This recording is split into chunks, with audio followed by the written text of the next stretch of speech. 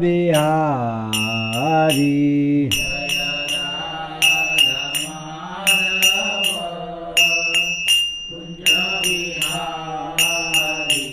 जय राधा माधव कुंज बिहारी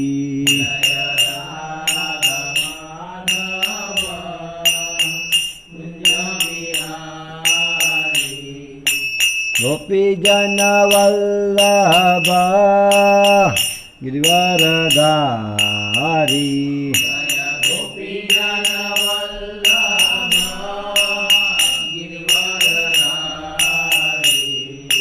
गोपीजन वल्लभ गिरिवरधारी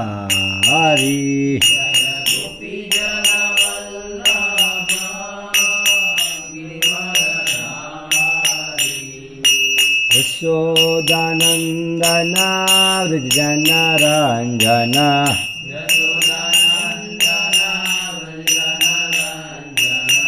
यशोदानंदन व्रजनरंजन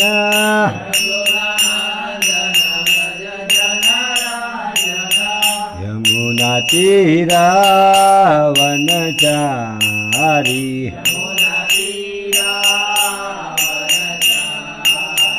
यमुना तीरा वनचारी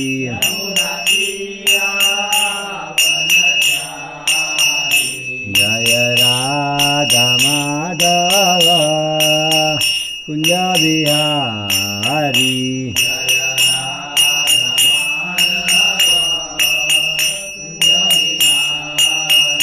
जय राधा माधव कुंज बिहारी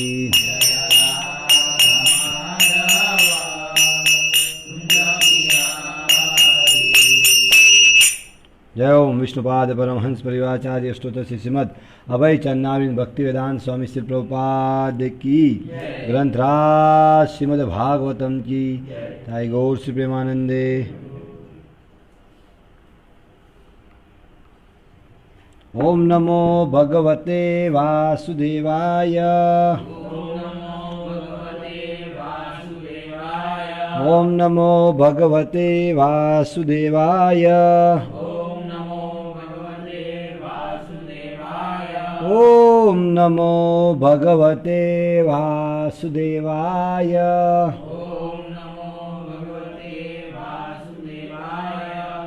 ओम ज्ञानतिमिरान्धस्य ज्ञानाञ्जनशलाकया चक्षुरुन्मिलितं येन तस्मै श्रीगुरुवे नमः। नमो ओम विष्णुपादाय कृष्णप्रेष्ठाय भूतले श्रीमते भक्तिविकासस्वामिति नामिने नमो ओम विष्णुपादाय कृष्णप्रेष्ठाय भूतले श्रीमते भक्तिवेदान्तस्वामिति नामिने नमस्ते सारस्वती देवे गौरवाणी प्रचारिणी निर्विशेष शून्यवादी पाश्चात्य देशतारिणी श्री कृष्ण चैतन्य प्रभु नित्यानंद श्री अद्वैत गदाधर शिवासादि गौर भक्तवृंद हरे कृष्णा कृष्ण कृष्ण हरे हरे हरे राम राम राम हरे हरे हरे कृष्ण। तो आज આપણે आंतरराष्ट्रीय कृष्ण भावनामृत संघના संस्थापक आचार्य श्री श्रीमद एसी भक्तिवेदांत स्वामी श्री प्रभुपादના प्रवचन लॉस एंजलस 10 फेब्रुआरी 1975 में आपेल प्रवचन श्री कृष्ण मूળ कारण है आ नामना प्रवचन पर आप चर्चा करीशू। तो आ प्रवचन सप्टेम्बर 2019 भगवत दर्शन अंक में प्रकाशित करवामां आवेल छे। तो मूळे अंग्रेजी में प्रवचन आपेलू भाषांतर करेल है भगवत दर्शन में। तो एना उपर आप चर्चा करीशू। श्री कृष्ण मूळ कारण है।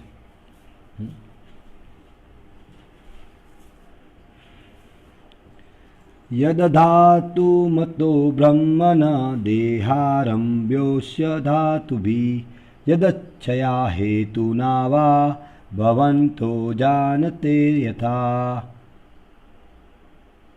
हे विद्वान ब्राह्मण, दिव्य आत्मा शरीर थी भिन्न है। शू तेनु शरीर जाते ज प्राप्त थाय छे अथवा कोई कारणवश प्राप्त थाय छे? शू तमे तेनी व्याख्या करशो? तमे तो आ विषय थी सारी रीते परिचित छो। श्रीमद भागवतम बीजो स्कंद 8मो अध्याय 7मा श्लोकनी अंदर आ पूछा थई रही है। આ ચર્ચા થઈ રહી છે કે ભાઈ આ જે આત્મા એ શરીરથી ભિન્ન છે, આત્મા શરીરથી ભિન્ન છે. શું તેનું શરીર જાતે જ પ્રાપ્ત થઈ જાય છે આત્માને ઓટોમેટિક જાતે જ, અથવા કોઈ કારણવશ પ્રાપ્ત થાય છે? બંને વસ્તુ, પ્રશ્ન બંને પ્રકારનો છે. જાતે પ્રાપ્ત થાય છે અથવા કોઈ કારણવશ પ્રાપ્ત થાય છે. તમે આ વિષયથી સારી રીતે પરિચિત છો તો અમને જણાવો. જો તમે જ્ઞાન પ્રાપ્ત કરવા માંગો છો તો તમારે અવશ્ય જ એક એવા ગુરુની પાસે જવું જોઈએ જે બ્રહ્મનિષ્ઠમ એટલે કે પરમ સત્યમાં સ્થિત છે. ગુરુ પૂર્ણ રીતે બ્રહ્મન અથવા પરમ સત્યમાં સ્થિત રહે છે, તેમને બીજી કોઈ વસ્તુ સાથે લેવા દેવા હોતા નથી. તો પ્રભુપાદજી અહીંયા ભાગવતમના શ્લોકને લઈને ચર્ચા કર્યા કે જો પ્રશ્ન પૂછીએ છીએ તો પ્રશ્ન પૂછવા માટેની આપણે જે જ્ઞાન પ્રાપ્ત કરવાનું છે તો અવશ્ય આપણે એક ગુરુ પાસે જવું જોઈએ. પ્રભુપાદજી સમજાવે છે, અને ગુરુ પાસે જઈને કઈ રીતે વ્યવહાર કરવો એનું પણ પ્રભુપાદજી અહીંયા સમજણ આપે છે. તો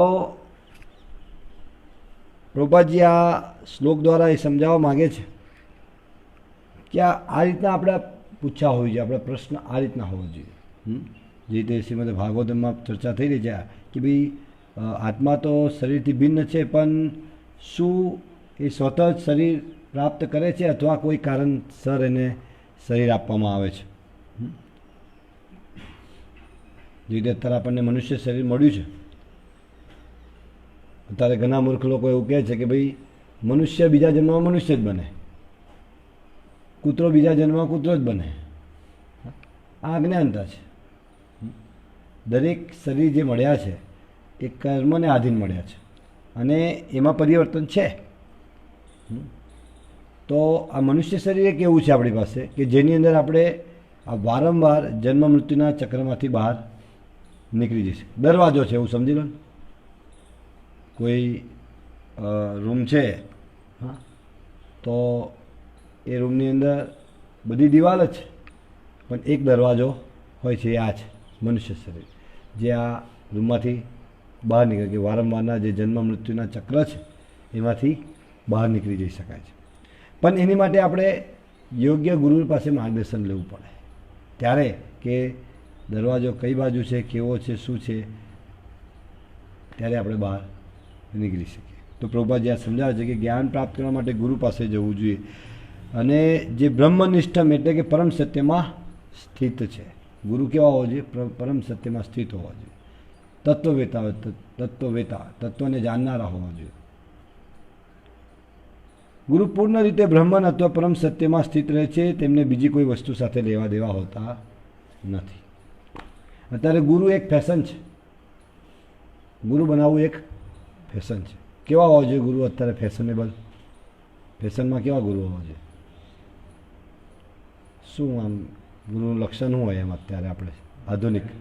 હા, મોટી દાઢી હોય, મોટી ગાડી હોય, હા, બધા બહુ એમના શિષ્યો હોય, હા, મોટો મોટો હાર પહેરાવે, હા, પછી ફેસિલિટી હોય, એસી જ ગાડી હોય, એસી રૂમ હોય, હા, બે ચાર સ્ત્રીઓ એમની જોડે નજીકમાં હોય, હા, એકદમ સુંદર. તો આ બધી લક્ષણો આધુનિક જે ગુરુ નથી એ ઠગ છે. ગુરુ ક્યારેય ઠગ ના હોય, પણ આ લોકો ચીટરો છે, ચોર છે, લોકો લૂંટારુઓ છે. જેવી રીતે માતા સીતાને અપહરણ કરવા માટે રાવણે સાધુનો વેશ ધારણ કર્યો હતો ને. કારણ કે સામાન્ય રીતે સાધુ પર વિશ્વાસ, શ્રદ્ધા, આદર હોય, હે ને, આદર હોય, પણ અત્યારે એનો દુરુપયોગ કરવામાં આવી રહ્યો છે. દુરુપયોગ કરવામાં આવી રહ્યો છે. તો એ રીતે રાવણે પણ દુરુપયોગ કર્યો. તો એમને ખબર છે કે સીતા પતિવ્રતા છે, હા, અને જેમ તેમ બીજા કોઈ વ્યક્તિ સાથે ચર્ચા નહીં કરે, પણ સાધુ સાથે શ્રદ્ધા હોય, પિતા સમાન છે, હા, એ એમને ઇન્દ્રિય સંયમ છે, હા. તો અહીંયા કીધું પ્રભુપાદજી કે ભાઈ એમને બીજી કોઈ વસ્તુ સાથે લેવા દેવા હોતા, એ ભગવાનની પ્રસન્નતા માટે જ કાર્ય કરતા હોય, પણ એનો દુરુપયોગ કરવામાં આવી રહ્યો છે. અત્યારે એ જે અત્યારે કહેવાતા જે આપણો કહેવાતા મૂર્ખ લોકો છે સનાતન ધર્મ પર આંગળી ચીંધે છે, મંદિરો પર, આપણી વ્યવસ્થાઓ પર. પણ જો અત્યારે આખા વિશ્વ એ દિશામાં વિચારવા માટે મજબૂર છે કે હવે જે ભયાનક સ્થિતિઓ બની છે, આપણે આગળ પણ ચર્ચા કરી ગયા કે ભાઈ અત્યારે જે વર્તમાન સ્થિતિઓ છે, જે બુદ્ધિમાન લોકો હશે તો એના મૂળ કારણને શોધશે કે કારણ શું છે. જેવી રીતે જ્યારે રાવણ માતા સીતાને લઈ ગયા અને હનુમાનજીએ લંકા દહન કરી અને ધમાલ કરી મૂકી, પછી રાવણે એના મંત્રી સંત્રીઓને બોલાયા અને પૂછ્યા કરી કે ભાઈ હવે મારે શું કરવું જોઈએ એમ. હા, તો સલાહ પણ 3 પ્રકારની હોય છે. ત્યાં રામાયણનું વર્ણન છે, બહુ સુંદર. રામાયણનું અધ્યયન કરવું જોઈએ આપણે. હા, પરિવારની અંદર એની અંદર મર્યાદાઓ સ્થાપિત છે, કેવી રીતે વ્યવહાર હોવો જોઈએ. હા, તો મૂળ મુદ્દો એ છે એની અંદર ચર્ચા કરવાનો કે જ્યારે રાવણે સલાહ માંગી તો બધા ઘણા રાક્ષસો ત્યાં ઉપસ્થિત હતા અને એમને પોતાના બળને પ્રદર્શિત કરતા એમને કીધું કે તમારે સૂઈ જાઓ આરામથી, અમે રામ લક્ષ્મણને અને હનુમાનને મારી નાખીશું, વાનની કંઈ જરૂર નથી. બધાએ અલગ અલગ અલગ રજૂઆતો મૂકી, કશું થવાનું નથી કે આ તો એક વાનરને આપણે દયાવશ કશું કર્યું નહીં એટલે આ રાવણને એને દહન કર્યું અને આટલું નુકસાન પહોંચાડ્યું, બાકી તો એને કંઈ જ માર નાખત આપણે, પણ આપણે થોડું એની પર દયા કરી એમ. હે, પણ ધર્મનિષ્ઠ એવા હા વિભીષણ, હા વિભીષણે જ્યારે સલાહ આપી તો એમને બહુ બુદ્ધિપૂર્વક સલાહ આપી, સાચી વાસ્તવિક સલાહ આપી કે ભાઈ આ બધી સ્થિતિઓનું કારણ શું છે એ સમજવું પડશે આપણે પહેલાં. હા, કારણને સમજો. તો શું કારણ છે એનું કે આપણે જે માતા સીતાને આપણે લઈ આવ્યા છે તમે, હા તો એ કારણ છે. આ બધી થવા પાછળનું કારણ શું છે તો એને ત્યાં છોડ દો અને ભગવાન રામના સરને જઈને ક્ષમા માંગી લો, પતી ગઈ વાત, બધું જ પૂરું, પ્રોબ્લેમ સોલ્વ. હા, એવી રીતે અત્યારે વૈષ્ણવજન પ્રભુપાદની શિક્ષાઓ, પ્રભુપાદજીએ ઘણી બધી જગ્યાએ કીધું છે આવી મહામારી જે આવવાના કારણો, તો એમાંનું એક કારણ છે પાપમય વૃત્તિ. હા, પાપી વૃત્તિઓ તો એ કારણ છે, પણ એને બંધ કરવામાં આવતું નથી. હા, તો કેવી રીતે સંભવ છે? હા, તો એ વૈષ્ણવ ગુરુના સરને જવાથી આપણે વાસ્તવિક સમજી શકીશું. અન્યથા અત્યારે જો આપણને પ્રભુપાદ ના મળ્યા તો આપણે બી ના સમજી શકીએ. આપણને બી એવું લાગે કે આ થોડા સમયમાં મટી જશે, જતું રહેશે, પણ એવું નથી. આગળ પણ જે મહામારીઓ આવી છે બંધ થઈ ગઈ છે, HIV જેવી, ફ્લૂ અલગ અલગ, સ્વાઇન ફ્લૂ, બર્ડ ફ્લૂ, એ સમાપ્ત થઈ ગયા છે ના. એ એને કેને પ્રકારે નુકસાન કરે છે, પણ એને એટલી માત્રામાં ધ્યાન લેવામાં આવતું નથી, કેમ કે એની રસોઈ શોધાઈ છે એટલે આમ એક રીતે. પણ એનું મૂળ કારણ શું છે થવા પાછળ એ જાણતા નથી. આયુર્વેદ દવા જે છે, આયુર્વેદ, હા તો એના જે કારણ છે એની પર દવા કરવામાં આવે કે એ જે થવા પાછળનું મૂળ કારણ શું છે એને શોધી અને એની ચિકિત્સા કરવામાં આવે છે. એવી રીતે શાસ્ત્રો જે છે એ આપણા જે મૂળ તકલીફ છે, ધારો કે અત્યારે આપણે આ જન્મ લીધો એ દુઃખનું કારણ છે. જન્મ મૃત્યુ જરા વ્યાધિ દુઃખ દોષાનું દર્શનમ, જન્મ મૃત્યુ જરા વ્યાધિ. હા, તો એ ભવરોગ છે, તો એનું નિદાન કરવામાં આવે છે પ્રભુપાદજી દ્વારા મૂળને, કે ભાઈ આ વારંવાર આ ઉપાધિઓ ચાલુ જ રહે છે. કેટલાય જન્મ થઈ ગયા આપણા, કેટલાય મા બાપ થઈ ગયા, કેટલી પત્ની થઈ ગયા, કોઈ વખત આપણે કોઈની પત્ની રહ્યા. હા, તો અનેક અલગ અલગ સમય અલગ અલગ સ્થિતિની અંદર આપણે થઈને ત્યાં સ્થિતિને આપણે સ્વીકારી લીધી ને એની અંદર જ આપણે કાર્ય કરતા રહ્યા. અને પછી પાછું સમય આવે પ્રકૃતિ દ્વારા જ્યારે આપણને એ શરીર છોડવા માટે બળપૂર્વક ફરજ પાડવામાં આવે ત્યારે આપણે છોડી દેવું પડે છે. તો એનું હવે કારણ શું? પ્રશ્ન એ જ છે આજનો કે ભાઈ આત્મા શરીરથી અલગ છે, તો આત્મા અને શરીર જાતે જ પ્રાપ્ત થઈ જાય છે અલગ અલગ પ્રકારે, કે પછી કોઈ કારણ છે એની પાછળ? પ્રશ્ન એ છે, સમજાય? આ બહુ બુદ્ધિપૂર્વકનો પ્રશ્ન છે. જાતે જ કોઈ બી શરીર મળી જાય કોઈને? જ્યારે શરીર ત્યાગ કરે ત્યારે એની જે ચેતના હોય છે, અને એ ચેતના કેવી રીતે બને? એ આખા જીવનકાળ દરમિયાન એને જે વૃત્તિ કરી હોય, બરાબર ને? આધારે એની ચેતના અને એ આખા જીવન દરમિયાન જે વૃત્તિ એ કઈ રીતે આવે છે? ધારો કે અત્યારે કોઈ બી બાળક જન્મ લે છે તો એના અમુક લક્ષણો દેખાઈ આવે તમને, તો એ કઈથી આવ્યા?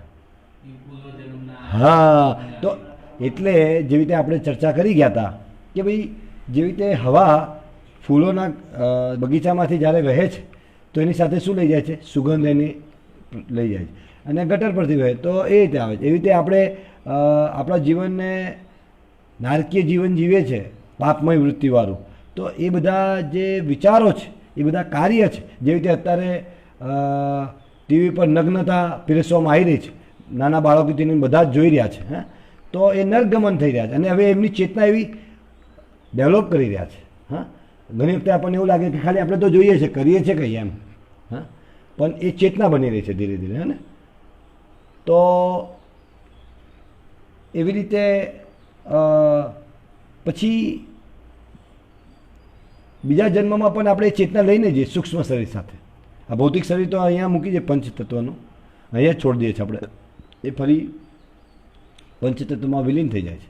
પણ જે સૂક્ષ્મ શરીર છે મન બુદ્ધિ અહંકારનું, એની અંદર જે છાપ ઊભી થઈ ગઈ છે આપણે, એટલે તમે જોશો કે વારંવાર ચૈતન્ય મહાપ્રભુએ પહેલી જ ભક્તિની અંદર પહેલો નિયમ પાળવાનો છે તે અસત સંગનો ત્યાગ. હા, અસત સંગ, હા, જે ખોટો સંગ છે એનો ત્યાગ કરવો. કેમ કે એ જે ચેતના છે આપણી, હા, આપણે ભગવાનના નામ જપ દ્વારા ભગવાનના નામના ગુણગાન કીર્તન શ્રવણ દ્વારા આપણે થોડી ચેતના સારી બનાવીએ છીએ.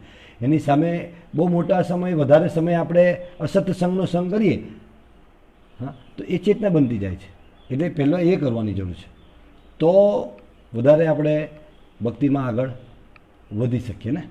એટલે ચેતના શુદ્ધ કરવી બહુ મહત્ત્વપૂર્ણ વસ્તુ છે, એટલે કારણ છે શરીર મળવા પાછળ ને. તો પ્રભુપાદજી આગળ સમજાવે છે કે ભાઈ ગુરુ પાસે કેવી રીતે જવું જોઈએ. તો ભગવદ્ ગીતાના આધારે પ્રભુપાદજી અહીં સમજાવે છે. 4થા અધ્યાયના 34મા શ્લોકની અંદર ભગવાન સ્વયં કહે છે, તદ્વિધિ પરિપાતે ન પરિપ્રશ્ને ન સેવયા ઉપદિક્ષંતિ તે જ્ઞાનમ જ્ઞાનિનસ્તત્વદર્શિન. ગુરુની પાસે જઈને સત્યને જાણવાનો પ્રયાસ કરો, તેમને વિનિત થઈને જિજ્ઞાસા કરો અને તેમની સેવા કરો. સ્વરૂપ સિદ્ધ ગુરુ તમને જ્ઞાન પ્રદાન કરી શકે છે, કારણ કે તેમને સત્યનું દર્શન કર્યું છે. તત્વદર્શનનો અર્થ છે જેને સત્યનું દર્શન કર્યું છે, જે સત્યના વિષયમાં કલ્પના કરતા નથી, તેઓ ગુરુ જેને સત્યનું દર્શન કર્યું છે, જે સત્યના વિષયમાં કલ્પના કરતા રહે છે તેઓ ગુરુ નથી હોતા.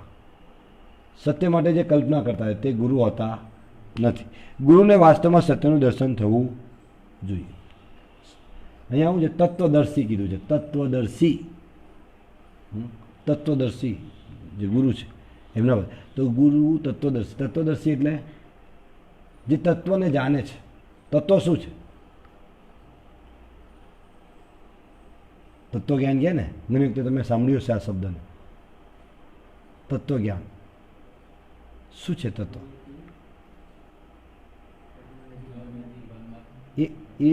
એ અવસ્થા છે ભગવાનના અલગ અલગ સ્વરૂપ. તત્વ અહીં આગળ તત્વદર્શીની વાત કરવામાં આવી છે.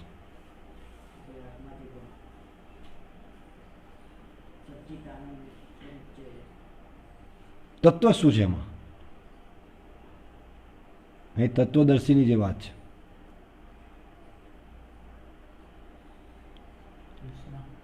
હા, તત્વ કૃષ્ણ છે. તત્વદર્શી જે કૃષ્ણને મૂળ જાણે છે બધા જ કારણોનું, એ કલ્પના નહીં કરતો. સમજો, પ્રભુપાદજીએ ચોખ્ખું કીધું, જે સત્યના વિષયમાં કલ્પના કરતા રહે છે તેઓ ગુરુ નથી હોતા. કલ્પના કરે કે સત્ય આવું હશે, સત્ય જાડું હશે, સત્ય પાતળું હશે, સત્ય મોટું હશે, સત્ય નાનું હશે, તત્વ આવું હશે, તત્વ તેવું હશે. એવું નથી. તત્વ એક જ વસ્તુ છે, કૃષ્ણ.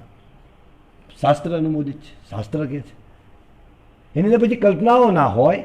અત્યારે કલ્પના કરે છે ને બધા ભગવાન વિશે, આવું હશે, પેલું હશે, મૃત્યુ પછી આવું હશે, મૃત્યુ પછી કશું નથી. હા, બધી કલ્પના છે નરી. ઠોસ પ્રમાણ નથી, આપણી પાસે શબ્દ પ્રમાણ છે.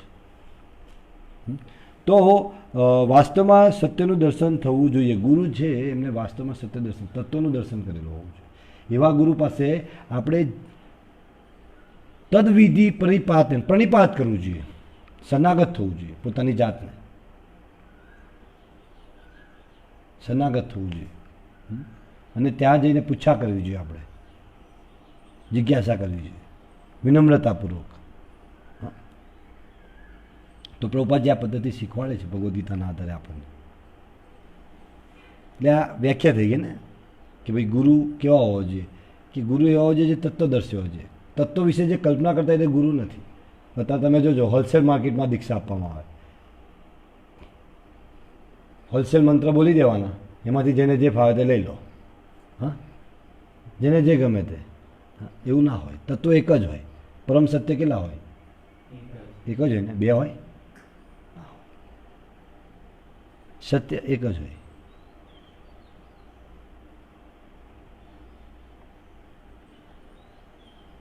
પરીક્ષિત મહારાજ અહીંયા જે પ્રશ્ન પૂછી રહ્યા છે તે બુદ્ધિમાન વ્યક્તિઓ દ્વારા પૂછવામાં આવેલો પ્રશ્ન છે. આપને શ્રી કૃષ્ણના અંશે આપને આ ભૌતિક જગતમાં કેવી રીતે આવ્યા અને કેમ દુઃખ ભોગવી રહ્યા છે. તો જે પ્રભુપાદજી સમજાવે છે કે પરીક્ષિત મહારાજનો જે આ પ્રશ્ન છે એ બહુ જ મહત્વપૂર્ણ છે. એ બુદ્ધિમાન વ્યક્તિઓનું લક્ષણ છે. બુદ્ધિમાન વ્યક્તિ દ્વારા પૂછવામાં આવેલો આ પ્રશ્ન છે. ઘણી વખતે કોઈ વ્યક્તિ બોલે પછી જ ખબર પડે કે કાગડો છે કે કોયલ છે. દેખાવમાં તો બહુ સુંદર દેખાય, બંને અલગા જ દેખાય, બોલવાથી ખબર પડે મૂર્ખ છે કે બુદ્ધિમાન છે, એના પ્રશ્નથી ખબર પડે. ઘણી વખતે તમે જોજો સત્સંગની અંદર ઘણા લોકો પ્રશ્ન પૂછે, જે ઉદાહરણ હોય ને, ઉદાહરણ ધારો કે એવું કહેવામાં આવે કે ભાઈ તખતસિંહ મરી ગયા, બધાએ બોડિયું કરાયું એમ, તો કે એવું થોડું હોય કે પૂછે તો ના કે આમ તેમ. હા, પણ અહીં ઉદાહરણ જ્યારે આપવામાં આવે તો સમજવાનું હોય છે કે આવી સંભાવનાઓ છે, આવું થાય છે. તો એ શું કરે, ઉદાહરણની પાછળ પડી જાય. ઉદાહરણની પાછળ રૂઢિપ્રયોગ હોય, રૂઢિપ્રયોગ, ઘોડા વેચીને હોઈ ગયા આવે ને, ઘોડા બેચ કે સો જાના, એટલે કેવી ઊંઘ હોય, ગાઢ નિંદ્રા કહેવાય. એટલે એને સમજવા માટે આ એક ઉદાહરણ હોય એમ. તો કે કયા આગળ વેચવા ગયા હતા ઘોડા, એટલા બધા હું થાકી ગયા, કેટલા ઘોડા હતા ને કોને આટલા બધા ઘોડા લઈ લીધા, એની અંદર હું થાકી ગયા, એ મૂર્ખતા કહેવાય ને. ઘોડે બેચ કે સો જાના, એટલે એની એક ઉદાહરણ આપે રૂઢી. હા, જરૂર નહીં કે ઘોડા વેચે તારે જ પછી ઊંઘ આવે. હા, એટલે બુદ્ધિમાન જે વ્યક્તિ છે એના પ્રશ્ન એના બોલવાથી ખબર પડે. તો અહીંયા જે પરીક્ષિત મહારાજનો જે પ્રશ્ન પૂછી રહ્યા તે બુદ્ધિમાન વ્યક્તિઓ દ્વારા પૂછવામાં આવેલો પ્રશ્ન છે, સામાન્ય પ્રશ્ન નથી આ. આપને શ્રી કૃષ્ણના અંશ છે, આપને આ ભૌતિક જગતમાં કેવી રીતે આવ્યા છે અને કેમ દુઃખ ભોગવી રહ્યા છે, આ પ્રશ્ન છે. આવા પ્રશ્ન હોવો જોઈએ. આ અતિશય બુદ્ધિમત્તાથી ભરેલો પ્રશ્ન છે અને તેઓ પૂછે છે શું આવા નિયમો પ્રકૃતિ દ્વારા સ્વતઃ થઈ ગયા અથવા તેનું કોઈ કારણ છે. અત્યારે કહેવાતા આધુનિક મૂર્ખ વૈજ્ઞાનિકો આટલું બધું જોવે છે. ભૂમિભાઈ, આ તમારો જે શર્ટ છે એને કોને બનાવ્યા તમે જોયો છે? તો અત્યારે તમે આધુનિક શિક્ષણ દ્વારા તમે જે ભણ્યા છે, જવાબ આપતા પહેલાં વિચાર કરજો. બે બાજુનો જવાબ ના હોય. આ શર્ટ મારું એવું કેવું છે કે જાતે બની ગયો છે. તમે એને બનાવતા કોઈને જોયો છે?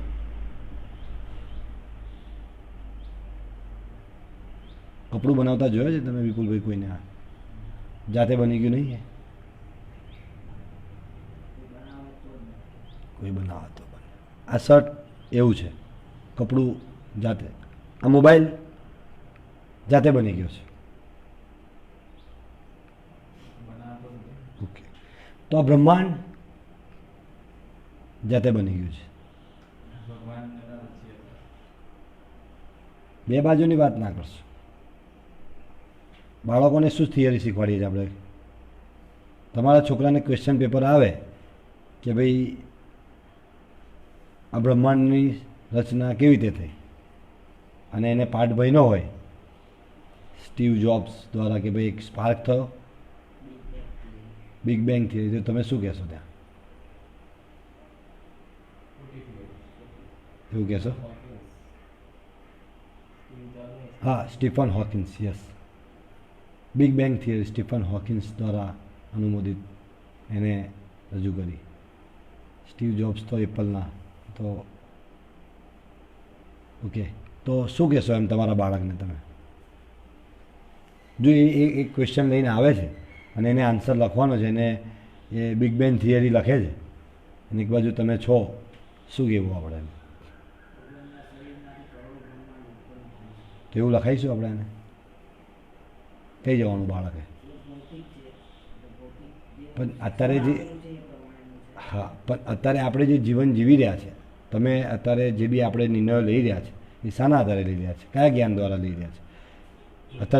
અત્યારે જે સમાજની અંદર જેટલા બી લોકો નિર્ણય લઈ રહ્યા છે, એટલે એવું નથી કે ભગવદ્ ગીતામાં ભૌતિક જ્ઞાન નથી. જેવી કે શરીર દેહીનો અસ્મિન યથા દેહે કૌમારમ યૌવનમ, તો એ તો શરીરની જ વ્યાખ્યા કરી છે ને, કે આત્મા નહીં પણ શરીર પરિવર્તન કરે છે. પણ કહેવાનો મતલબ એવો છે કે ભૌતિકનો બી આધાર તો આધ્યાત્મિક જ હોય ને. હવે આ શરીર છે તો કેવું છે? આધ્યાત્મિક છે કે ભૌતિક છે? ભૌતિક છે. પણ એનો આધાર કોણ શું છે? આત્મા છે ને, એ દિવ્ય છે ને, એ તો આધ્યાત્મિક છે ને. આ જે કંઈક બી વસ્તુ, આ દિવાલ તમે દેખી શકો છો, આ પંખો જોઈ શકો છો, કેવું છે? આ પંખો કેવો છે? ભૌતિક છે. પણ એનો આધાર શું છે? એ શાના આધારે? એનું જે અસ્તિત્વ છે એ તો કૃષ્ણથી અલગ છે. એ પોતાનું કોઈ અસ્તિત્વ પોતાની જાતે એને ઊભું કરેલું છે. કોઈ બી વસ્તુ તમે જોઈ, એટલે મૂળ તો કૃષ્ણ છે ને. પણ આપણે આ જાણીને બી બાળકને તમે આ બધી ચર્ચા, એકચ્યુઅલી શું થાય છે કે બાળક પ્રતિદિન ભણે છે કે દરેક વસ્તુમાં તમે એની જોડે કેર નહીં કરી શકવાના એને. પછી ધીરે ધીરે તમે જોશો કે જેટલા બી જે ગ્રામ્ય જીવનમાંથી પરિવાર આવતા હતા અને જે લોકોનું જીવન જ કૃષ્ણમય હતું, કેન્દ્રમાં કૃષ્ણ, કે કૃષ્ણને અર્પણ કર્યા વગર કશું લે નહીં. કેરી આવે, નવું ફળ બી જે બી આવે પહેલાં ભગવાનને અર્પણ થાય, અને પ્રતિદિન જે બી વસ્તુ હોય તે ભગવાનને અર્પણ કરીને ખાતા, એવા પરિવાર. અને આજે એ જ પરિવારના બાળકો ભગવાનના અસ્તિત્વમાં જ નહીં માનતા. તેનું કારણ શું થયું? વિપુલભાઈ, એટલે આપણને એવું લાગે છે કે આપણા બાળકોને એમાંથી બચાવી લઈશું. કેમ કે આપણે જે આસુરિક વ્યવસ્થા છે એ બહુ કૂટીને એની વ્યવસ્થા બનાવી છે કે બહુ જલ્દીથી ભગવાનથી વિમુખ થાય તો જ એ મજૂરી કરશે ને.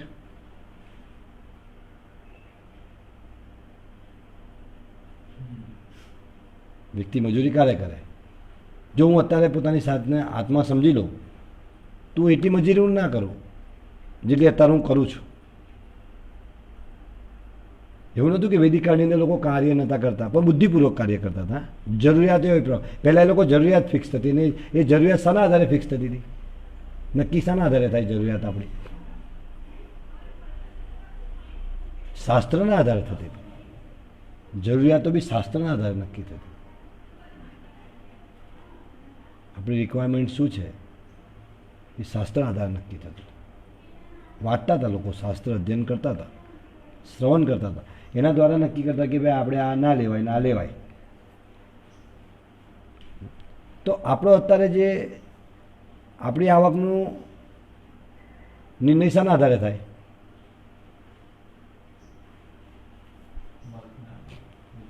નહીં, એટલે તમારી જરૂરિયાત પ્રમાણે તમે કમાવો છો કે કમાવા પ્રમાણે વાપરો છો?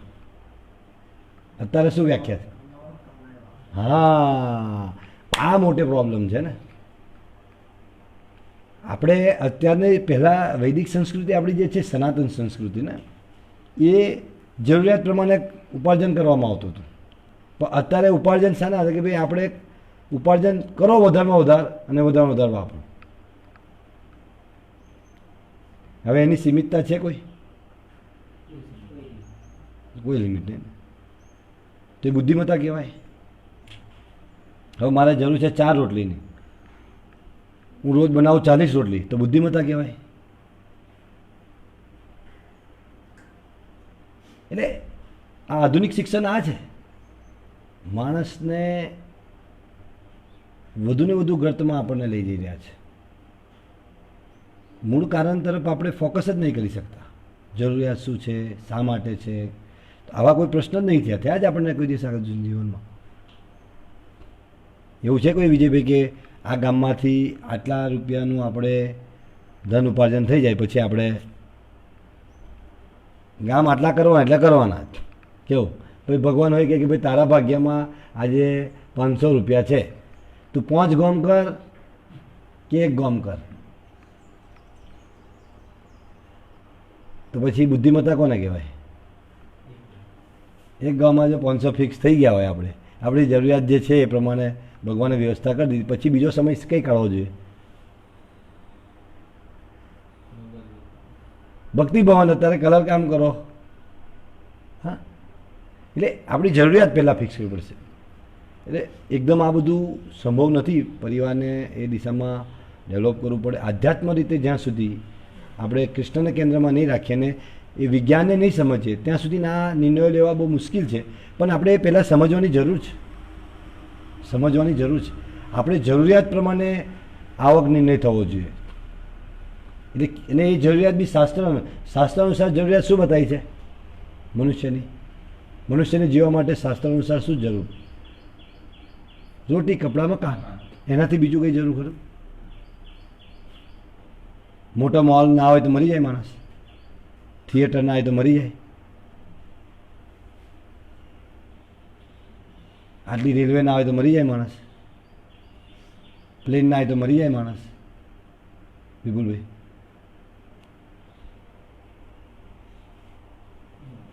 હા, મોબાઈલ ના હોય તો જીવાય જ છે. ભક્તોના નિરામાં તમે જોઈ શકો છો, એવું નથી. પણ અત્યારે આપણે જરૂરિયાત એવી બનાવી દીધી છે, અને એવી જરૂરિયાત બનાવી દીધી કે ભૌમિકભાઈ નવરા પડવા દેતા નહીં, આવવા દેતા નહીં, હે ને? એટલે કારણને સમજવું પડશે. અહીં જે પ્રશ્ન છે એ સમજવાની જરૂર છે. આવા પ્રશ્ન હોવા જોઈએ. હા, તો પ્રભુપાદજી સમજાવે છે કારણ વિના કંઈ જ થઈ શકતું નથી. દરેક વસ્તુ પાછળ કારણ છે. અત્યારે આપણે બી જે આ આધુનિક શિક્ષણ જે છે આપણને વધુને વધુ ગર્તમાં લઈ જવા માટે બી કારણ બતાવે છે કે જો તમે નહીં ભણો તો સારી નોકરી નહીં મળે, સારી નોકરી નહીં મળે તો સારી છોકરી નહીં મળે.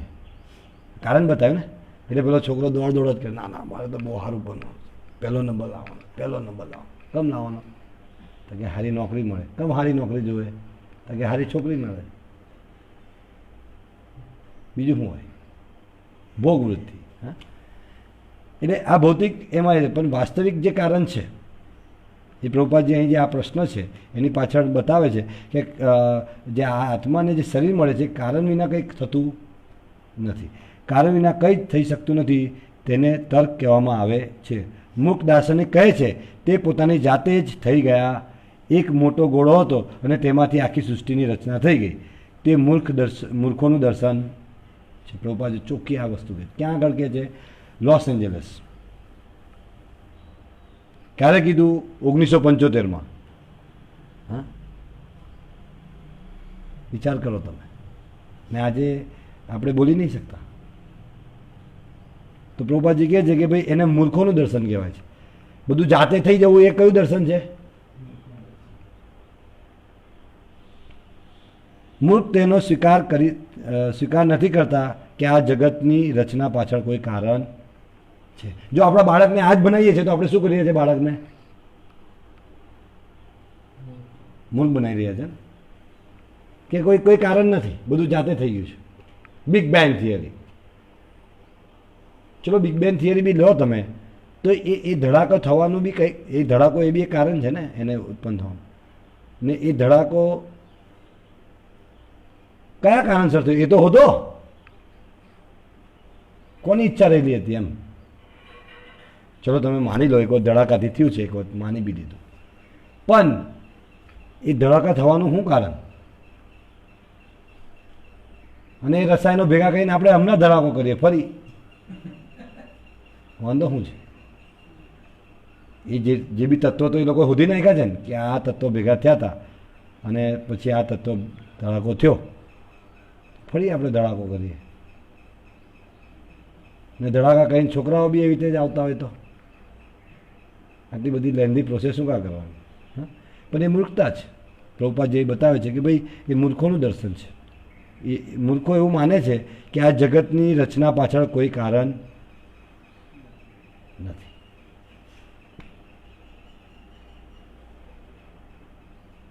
તો એ મૂર્ખતા છે.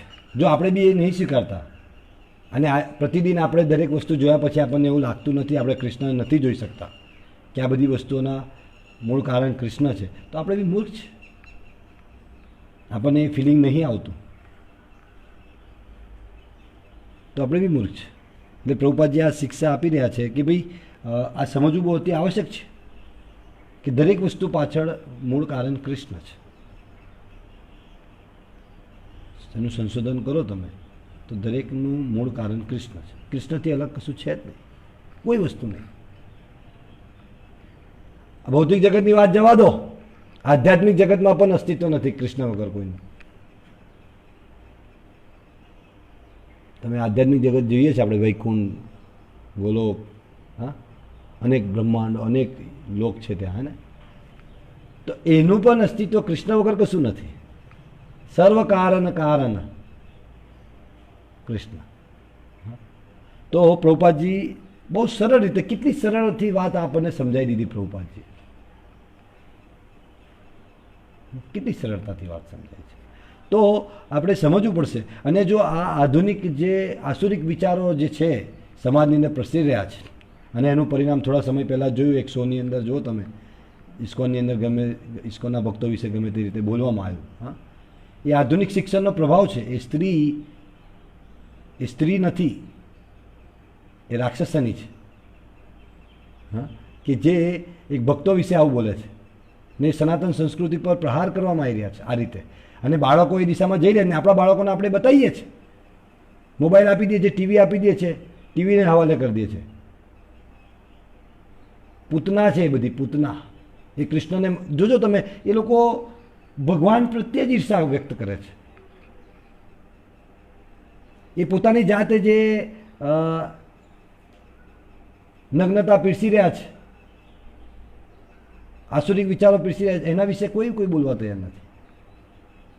અને ભક્તો બી જો આવી રીતે મુખ જોઈ રહેશે, અને આજે જો તમે આપણે પ્રચાર નહીં કરીએ પ્રભુપાદની શિક્ષાનો, તો આવતો સમય બહુ કપડો છે આપણા માટે જ, આપણા બાળકો માટે. કેમ કે અસુરો વધુ ને વધુ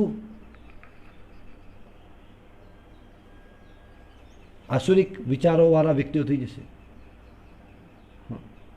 ભારત દેશની અંદર આ આધુનિક ભારત છે, જોઈ લો તમે. ભારત દેશની અંદર સનાતન સંસ્કૃતિની વિરુદ્ધમાં બોલી લે માણસ, ને આપણે આજે મારે શું? ઇસ્કોને તો એનો બહુ સુંદર જવાબ આપ્યો છે અને એની સામે કાયદાકીય કાર્યવાહી કરી છે અને એ લોકોએ માફી પણ માંગી.